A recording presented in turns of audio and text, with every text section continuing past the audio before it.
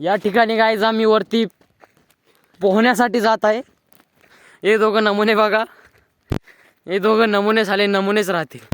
तर गाईज या ठिकाणी आम्ही या सर्व अशा डोंगर, सुंदर अशा निसर्गरम्य डोंगर वातावरणात आहे.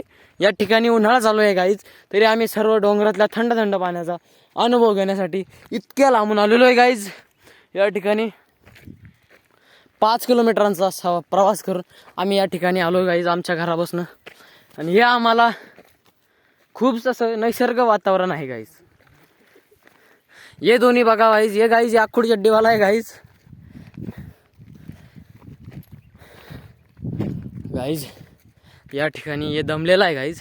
और आम्हाला पण खूप दम लागतोय गाईज, कारण की एक गाडी आणखी मागे आहे गाईज आमची, और त्याच्यावर खोटा येत आहे गाईज.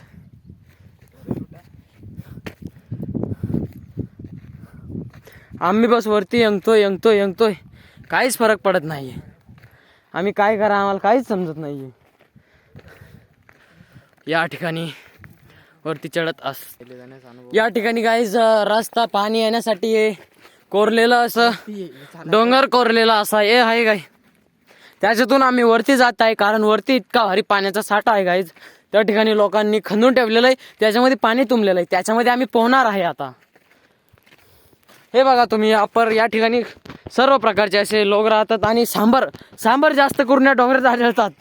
सांबर आणि हा हरिण या डोंगरात जास्त आढळतील. आणि हा डुक्कर आहे गाईज, हा मागचा डुक्कर आहे गाईज, हा सर्वात जास्त या डोंगरात आढळतो. आणि आमचे मित्र असे ते खालून येत आहे गाईज, तुम्हाला दिसत असतील. हिट येत आहे गाईज आणखी वरती, इकडे यार.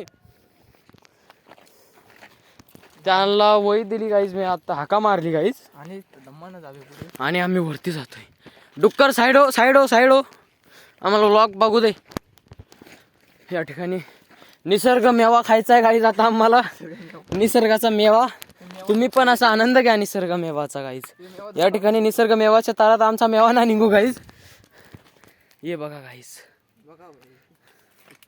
निसर्ग मेवा असा खावा असा वाटतो. ये बघा गाईज, ये निसर्ग मेवा आहे गाईज.